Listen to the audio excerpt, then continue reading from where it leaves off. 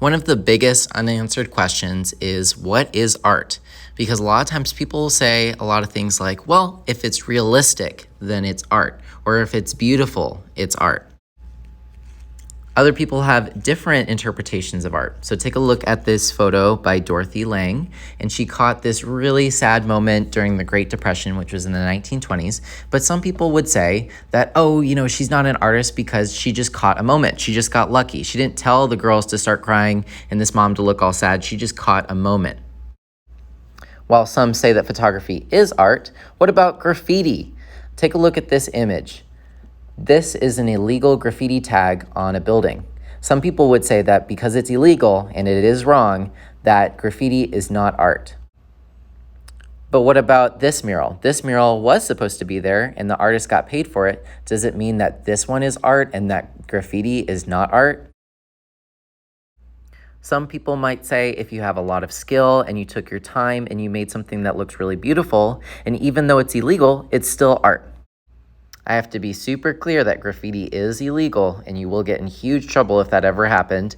But we're going to take a moment and just ask each other, what do you think? Is graffiti art or is it not art? Go ahead and talk to your neighbors and then we'll discuss.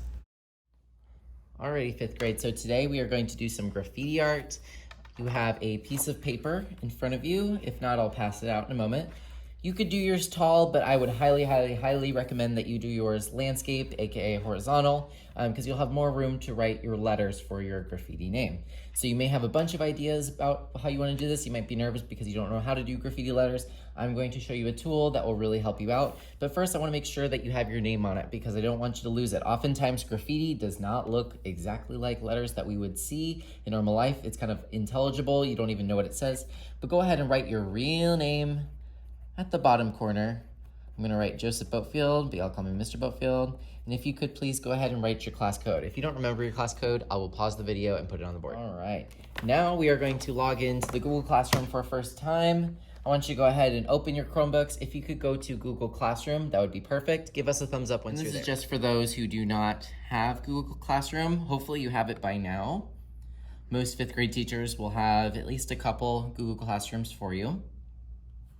Hopefully you have an app somewhere on here for Google Classroom. If you need to download an app on your Launchpad, just press the plus button and download Google Classroom. But we're gonna go ahead and add our classroom. Obviously, I already have it because I'm the one who created it, but you would press the plus button at the top right. Hopefully you see that if you're on Google Classroom. If you see that, give me a thumbs up.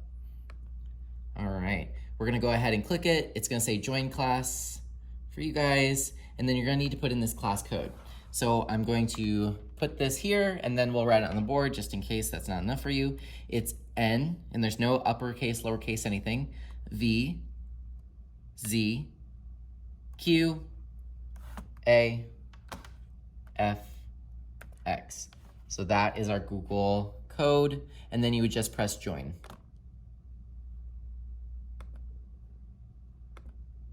So hopefully you'll have the fifth grade art studio classroom on your Google Classroom page. I just want you to go to the classroom and give me a thumbs up so I know you're at least here. All right, so where can we find our resources for today? You're gonna look under classwork. You're gonna see week 2, graffiti art. If you click it once, you'll see our 1, 2, 3 for this week. Go ahead and click it and then get nice and big. Give us a thumbs up once you're here. So you're gonna see the graffiti art video we're watching now. You're gonna see where it says generate your graffiti name. If you click that once, it's gonna show a link and then you're gonna click the link. So there's 2 clicks there. So let me do that one more time. It's the little black box, click it once and then click it again to go to the link and you should see some graffiti fonts. What I want you to do now is just go ahead and close your Chromebook. I'm going to show you how you can get this to say your name. So what you see here is some different fonts. There's probably maybe 20, 25 on each page, but there's literally pages and pages and pages of graffiti font. You can choose one you like. If you see something inappropriate on here, please ignore it. Sometimes that happens. I know that you guys are old enough to just ignore it. Like I can go to page 8 and there's even more fonts. There are so many fonts. What I want you to notice about these is sometimes the artist does not make it look like the letters of their name. Because think about that, when you tag your name on a wall, do you want people to know it was you? No, so they kind of do a little bit of like a secret name. You should always have permission before you do graffiti. And that's why we're doing it on paper, so you can actually try it out. Okay, so after searching and searching, I finally found one I like. It's called Degrassi. I don't know why, but I'm going to change this so that it is my name. So please make sure that you're watching because I don't like to go over this a million times.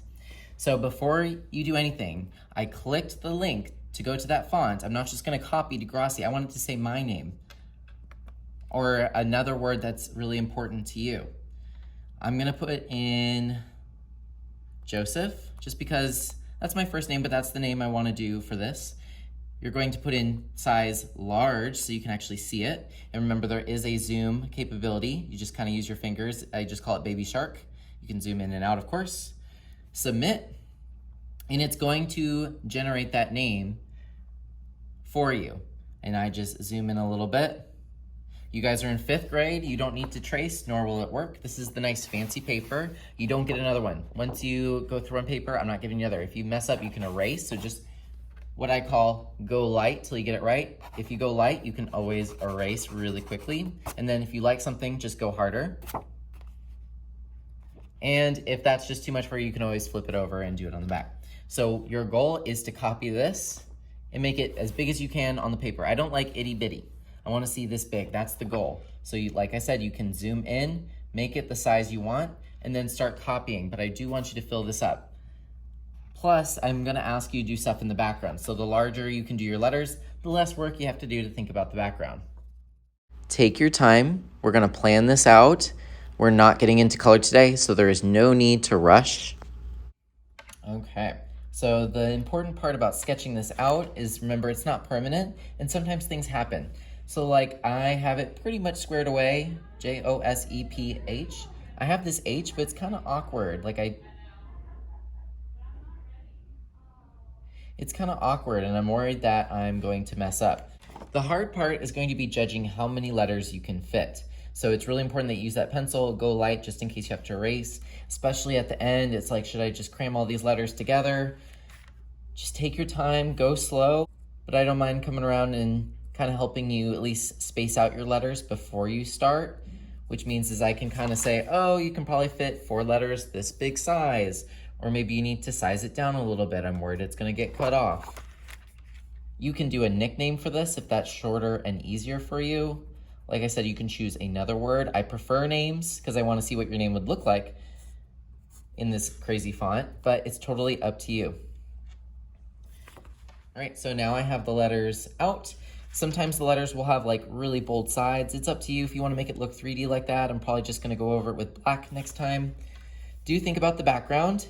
You could do fire. You could do an explosion. I'm going to do just a brick wall. I want it to actually look like graffiti on a brick wall. So I'm going to do some horizontal lines, and then I'm going to do some pencil lines just to indicate brick. I have my finished composition. This is what I'm looking for. I want to see your letters using some sort of font that includes bubble letters, and I want you to see you do something with the background. It can be just an explosion, it can be lines, but do something to make it interesting. We don't want just a floating graffiti tag. Once you're done, keep this at your table. I'm going to pick it up later. You're welcome to work as long as you need to today. Do not do color. We're going to be adding color next time, so don't you worry.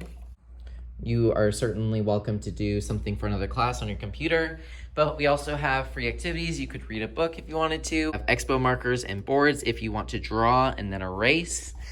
We have free draw paper as well. In here we have origami paper, so this paper is just for folding. But if you need colored paper for anything like drawing or creating something, we have that in the scrap paper bin. This is shape puzzles. You're a little bit old for that, but whatever. We have texture plates down here if you just want to try those out. We have connector cubes, and we also have blocks. If you're going to use these, just please use them on the carpet because they can get really loud, and if they're on a soft surface, they're not as loud.